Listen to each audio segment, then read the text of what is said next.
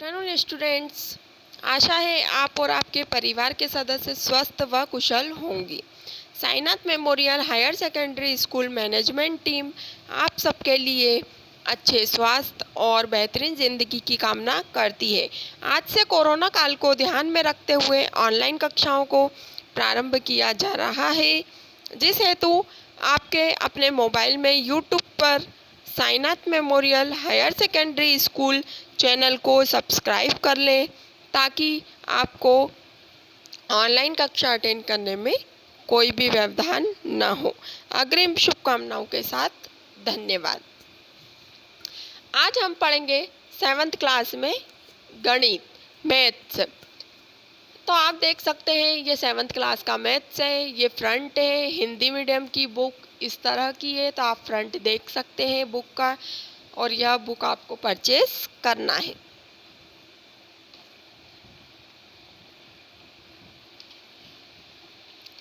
हमारा first chapter आता है परिमेय संख्या।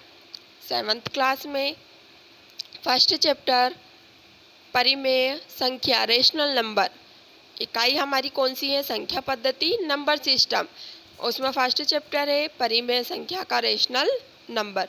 अब परिमेय संख्या क्या होती है? तो परिमेय संख्या समझने से पहले हम प्राकृतिक संख्या, पूर्ण संख्याएं क्या होती है वो एक बार, वैसे तो आप पढ़ चुके हैं, लेकिन हम एक बार और उसे रिवाइज कर लेंगे ताकि हम आगे अपनी पढ़ाई चालू रख सकें। तो प्राकृतिक संख्या क्या होती है? 6th क्लास में आप सभी ने पढ़ा होगा कि प्राकृतिक संख्याएं क्या होती है। प्राकृतिक संख्याएं नेचुरल नंबर। हम किसी भी वस्तुओं को काउंट करने के लिए वे संख्याएं जिनका प्रयोग संख्याओं को गिनने में किया जाता है, वह सब संख्याएं कौन सी कहलाती है? प्राकृतिक संख्या कहलाती है। अगर कुछ चीज़ें हैं, आप क्लासरूम में बैठे हैं, आपको बोला कि डेस्क कितनी है क्लास में, तो कैसे काउंट करेंगे? 1 2 3 नंबर बोल के ही आप डेस्क हमें बता सकते हैं कि कितनी डेस्क लगी है, ठीक है, कितनी चेयर लगी हुई है। तो यह सब कौन से नंबर हो जाते हैं? हमारे नेचुरल नंबर हो जाते हैं, प्राकृतिक संख्या हो जाती है।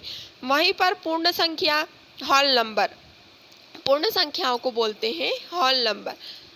तो पूर्ण संख्या क्या होती है? अभी हमने प्राकृतिक संख्या को देखा, तो जितनी भी प्राकृतिक संख्या होती है 1 2 3 4 5, वही 1 2 3 4 5 6 7 8, फिर अनंत तक, मतलब गिनती कभी खत्म नहीं होती है।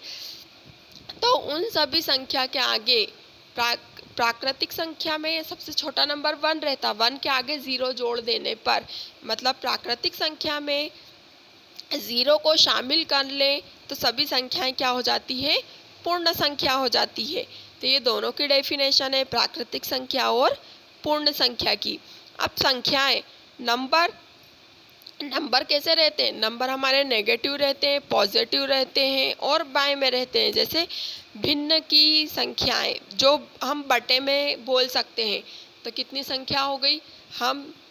हमारी जो संख्याएं रहती है, हम उसे प्लस में लिख सकते हैं, माइनस में लिख सकते हैं और बटे में भी लिख सकते हैं उसे। तो पूर्णांक की बात आती है, तो पूर्णांक क्या होते हैं? सभी पूर्ण संख्याएं, जितनी भी हमारी पूर्ण संख्या रहती हैं, वे ऋणात्मक चिन्हों के साथ लिखी जाती है, तो वह क्या कहलाती है? पूर्णांक कहलाती है। और भिन्न की बात करेंगे तो भिन्न में वे संख्याएं जो p/q के रूप में होती है, उन्हें हम भिन्न कहते हैं। तो नंबर तो हम लिखते हैं 1 2 3 4, सभी को पता है, लेकिन जो संख्याएं हम इस तरह से लिखते हैं 4/5 या फिर 9/12,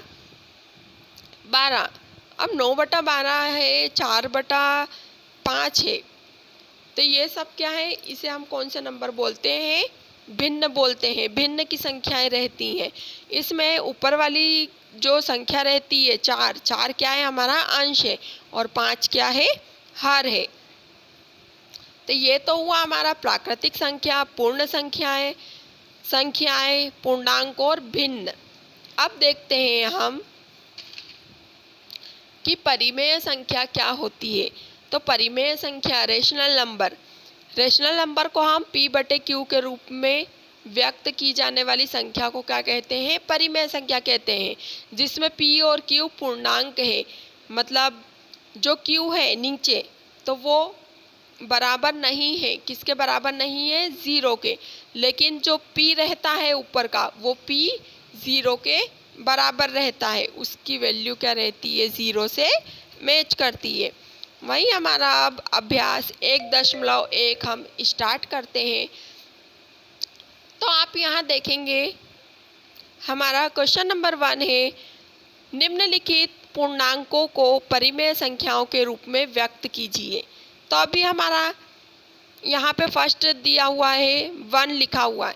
तो अभी हमने परिमेय संख्या की डेफिनेशन क्या पढ़ी कि परिमेय संख्या को हम किस तरह से लिख सकते हैं? p/q के रूप में लिख सकते हैं। तो यहाँ पर हमें 1 दिया हुआ है, तो हमें इसे परिमेय संख्या में चेंज करना है, तो हम क्या लिखेंगे? 1/1 मतलब 1/1। सेकेंड है 2, तो 2/1।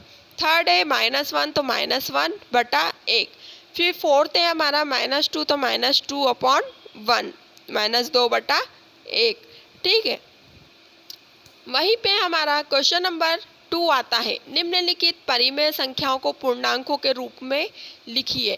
तो अभी हमने पूर्णांक भी समझे हैं कि पूर्णांक क्या होते हैं। तो जो भी पूर्ण संख्या रहती है, तो वह संख्या ऋणात्मक में लिखी हुई रहती है। जैसे यहाँ पे 5 -5/1, तो यहाँ पे क्या होगा?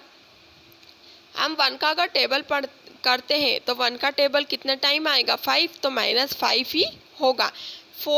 4 से हम डिवाइड काट देंगे इस संख्या को। कैसे कटेगी? 4 1 ज़ा 4, 4 3 ज़ा 12, माइनस का माइनस आता है। यहाँ पे 3 है, 3 1 ज़ा 3, 3 7 ज़ा 21, तो यहाँ भी माइनस का 3 है, तो यहाँ पे कहाँ हो जाएगा? आंसर में हमारा माइनस लग जाएगा। 7 आंसर माइनस में ही आएगा। 7 1 ज़ा 7, 7 5 ज़ा 35।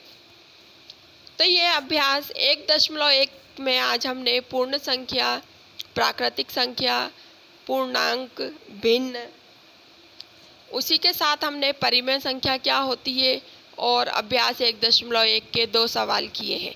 तो आपको ये 2 सवाल अपनी कॉपी में लिखना है और अपनी कॉपियाँ कंप्लीट करना है।